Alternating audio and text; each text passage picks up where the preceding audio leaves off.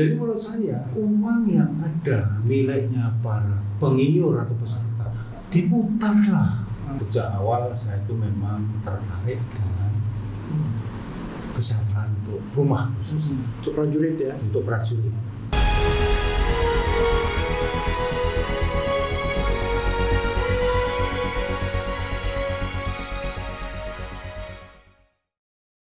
Pak Jenderal, ini kan ada apa namanya anomali nih kalau kita lihat ya. Ya.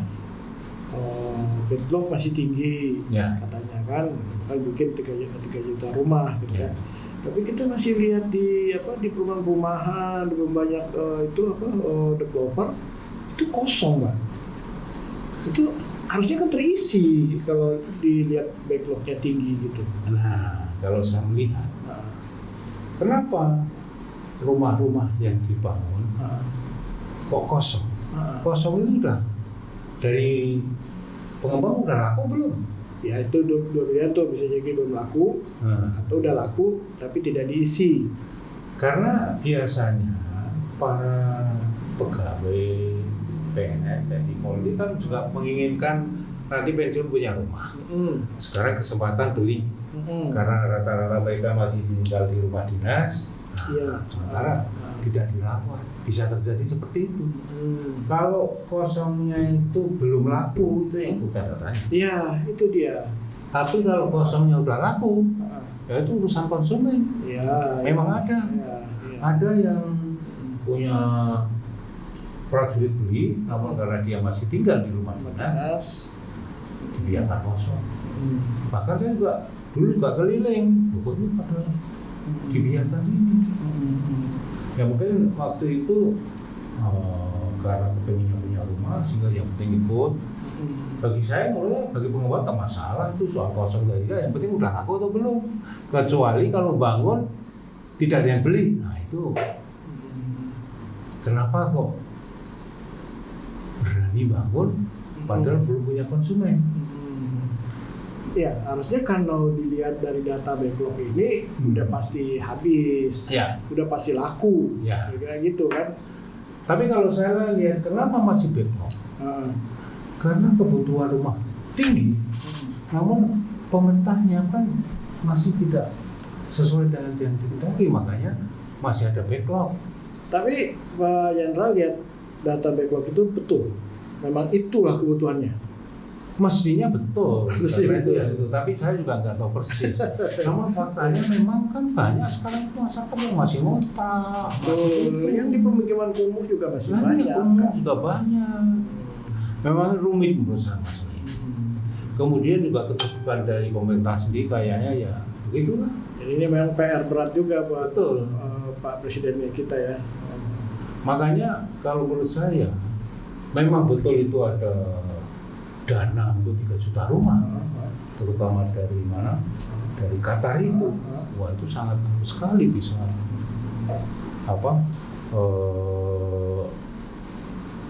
mengurangi backlog itu.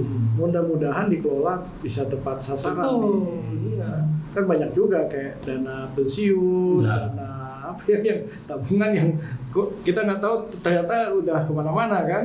Ya, saya juga makanya baca medsos yang sekarang ini, barusan ini, katanya uang ini tercatat ada sekian, menarik banyak. Bahkan yang tadi baru terbit itu dana haji sekian juta digunakan, sekian triliun digunakan, itu benar apa salah kita kan nggak tahu. Iya.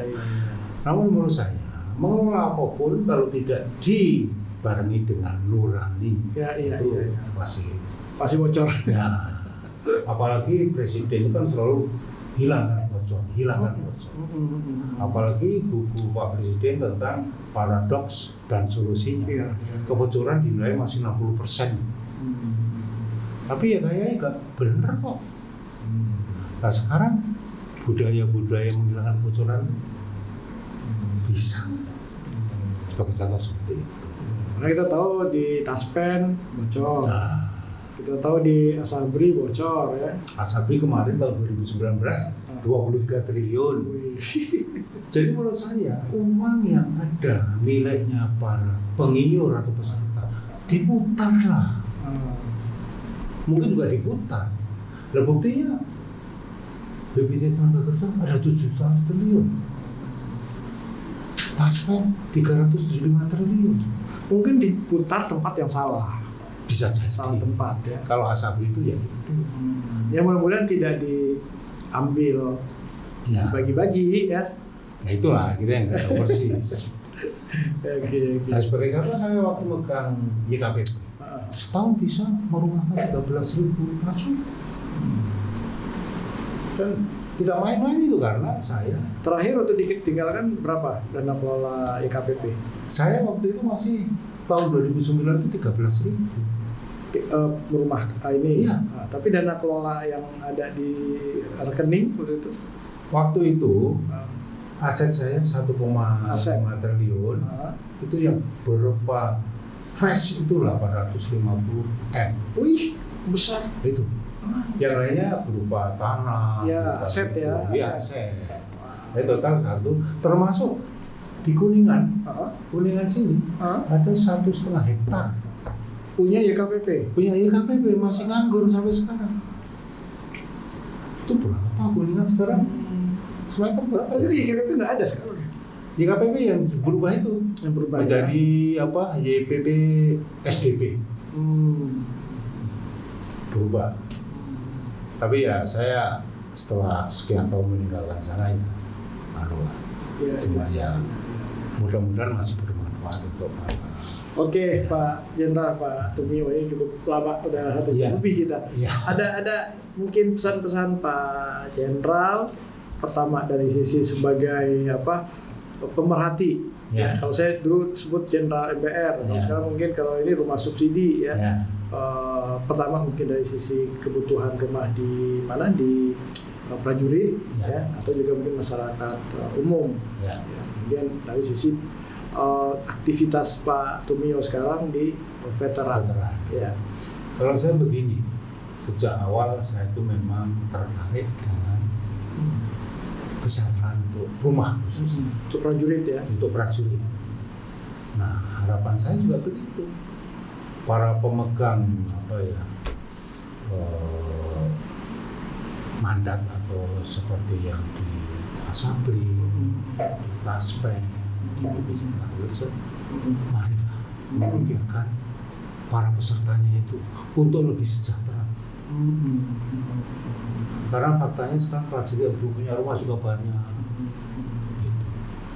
Namun mudah-mudahan program Pak Presiden ini yang katanya di 3 juta rumah setahun terwujud. Inilah gebrakan. Tentunya harus didukung para pemegang kebijakan itu mendukung sepenuhnya. Dan kalau menurut saya pengembang nggak usah khawatir. Nggak usah khawatir karena nanti pasti akan minta tolong ke pengembang untuk bangun. Yang penting pengembang produknya dibeli kan selesai. Ya, siapkan aja lahannya, bangun nanti beli ke situ. Atau lagi saya saya waktu di Perumnas ini kan punya rumah susun. Ada yang di Klender, ada Kemayoran, bahkan ada Tanah Abang. Kalau itu sih penuh tuh, ya, terisi. Betul, bukan salah penuh. Itu kan masih 4 lantai. Perlu diremajakan. Sekarang di Jakarta kan minimum 20 lantai. Iya. Nah, ini bisa juga untuk proyek 3 juta itu. Yang di perkotaan ya. Ya. Perkotaan. Kalau kemarin kan di perkotaan kan rencananya pasar ya. Yang akan ditingkatkan. Terus sekolah-sekolah juga, saya pernah diskusi juga sama Pak Menteri Perumahan Pak Yusuf Basari. Itu sekolah-sekolah SD itu kan lokasinya strategis semua. Betul. Itu ada yang di Menteng gitu. Nah, itu mungkin bisa kita bangun nanti lantai berapa itu untuk sekolah lah, kita tapi situ sekolah ya ini tuh hunian. SMP juga. Jadi sudah, saya pernah nulis juga di ProPTMP bahwa sudah waktunya rumah itu rata. Untuk perkotaan sih udah harus ya. Harusnya. Ya kan kalau menurut saya begitu. Ada perhatian lah. Kemudian itu tidak hanya urusan Menteri Perumahan, namun stakeholder yang lain juga ikut memikirkan. kebanyakan pengembang itu kan keterbatasan dana. Iya. Nah ini BPJS dananya banyak, Taspen juga banyak, Asabri juga ada. Kenapa tidak dimanfaatkan? Kalau saya begitu, saya berpikir saya.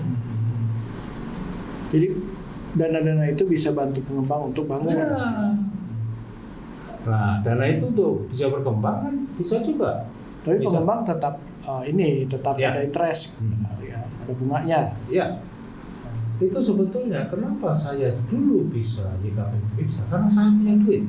Iya. Bersama pengembang. Iya, Nah, posisinya di atas ya. Iya, pengembang juga butuh duit. Iya. Namun karena saya bukan bank, nggak boleh membungakan uang, sifatnya kerjasama. Oke, mungkin teknis sedikit nih kerjasama Auto2 YKPP dengan pengembang seperti apa? Mungkin bisa jadi inspirasi juga buat yang baru-baru. Kalau saya dulu, saya kan ada pengembang bangun sekian ribu. Iya. Biasanya pengembang itu kalau bangun udah 80%, Mm-mm. kan kekurangan duit. Iya. Dan pengembang itu kalau saya dengan IKPP, dia bangun karena ada pesanan dari TNI. Dari Saya berikan- YKPP juga, dari YKPP. Pesanan. Iya. Iya, oke. Dia perlu duit, dan perjanjian saya selalu begitu rumah siap angkat kredit, saya ngasih uang ke pengembang senilai 14 juta per unit. Nah waktu itu oke, ayo kerjasama, kamu butuh duit. Saya jatahnya 14 juta per orang itu kamu ambil duluan. Tapi hitung-hitungan dong, saya bilang gitu. Nah itu makanya bisa. Jadi pengembang itu juga sebetulnya selama.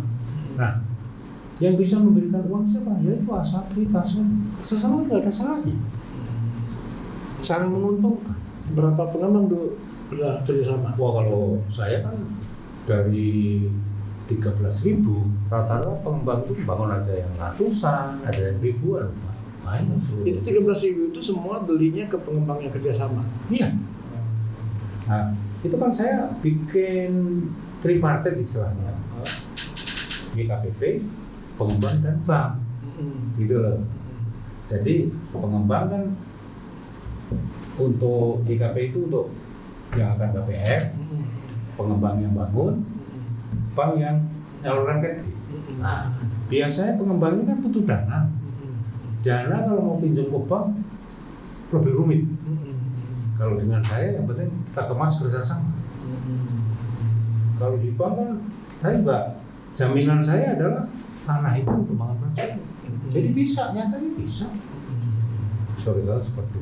Jadi sebenarnya seperti Asabri, Taspen, dan BPJS, uangnya banyak. Iya. Kecuali kalau uang banyak itu cuma di atas kertas. Iya. Itu masalahnya. Oke. Seperti berita tadi bahwa ternyata uang untuk haji itu digunakan oleh pemerintah. Benar apa tidak kita juga nggak tahu. Ya, kira-kira itu. Ya, tapi kalau itu dipakai sebenarnya nggak perlu APBN ya, nggak perlu. Termasuk mungkin untuk bikin ibu kota baru ya. Itu dia. Gitu. Oke, Pak Tumio, Pak Jenderal. Usia berapa sekarang, Pak? 76. 76 ya. Ya. Kelihatan masih fit. Jadi mungkin tentara kan gitu ya. Ya. Iya. Saya lihat masih aktif main golf. Saya kalau pagi paling nggak jalan 1 jam Aktif ya. sebelum ke kantor. Keliling Rumah di mana? di dekat Lamini Square. Terus ke Semanggi. Iya, tiap pagi. Golf tiap hari juga. Enggak, seminggu sekali lah. Seminggu sekali. Seminggu sekali. Sebentar. Iya. Oke Pak Jenderal, terima kasih banyak. Ya, terima kasih udah hadir ke program Ngopi Sore Ya. di channel Koridor TV ya. Banyak sekali nih pengalaman Pak Jenderal, Pak Tumio yang mungkin bisa aplikasikan juga ke program-program yang perumahan sekarang ya. Terutama ide rumah gratis tadi untuk prajurit. Ya. Ya. Yang menarik tadi itu YKPP bisa merumahkan 13.000 ya, Setahun. prajurit Ya. selama setahun. Ya. Dan masih menyisakan rekening ya, Ya. 850 miliar Ya. ya. Jadi menarik nih kerjasama dengan developer. Dari mungkin bisa di kopas ya sama teman-teman yang mungkin sekarang mungkin juga bergerak di perumahan, atau di sekarang mungkin bukan di KPP lagi namanya. Ya. Oke, sehat terus Pak Terima kasih. Jenderal. Ya. Lancar terus kegiatannya, Amin. aktivitas di Legiun Veteran Republik Indonesia. Ya, asetnya mungkin makin bertambah. Kalau sekarang kan ada seberapa yang mungkin dikerjasamakan, dan itu mudah-mudahan bisa membuat veteran bisa lebih sejahtera. Ya. Terima kasih. Ya. Terima kasih Pak. Oke. Ya. Terima kasih. Oke, sahabat Koridor.tv, demikian diskusi ya wawancara kita kami dengan Pak Tumio ya. Sekarang aktif di Legiun Veteran, dan dulu kita lebih sering menyebutnya sebagai Jenderal MBR ya. Mudah-mudahan banyak cerita dan pengalaman beliau yang mungkin nanti bisa diaplikasikan juga dalam program-program perumahan yang sekarang sedang digencarkan oleh Pak Prabowo Gibran, dan juga dalam Kementerian Perumahan yang baru periode Pak Prabowo kembali dihidupkan. Demikian, Assalamualaikum, selamat sore, sampai jumpa pada program yang akan datang.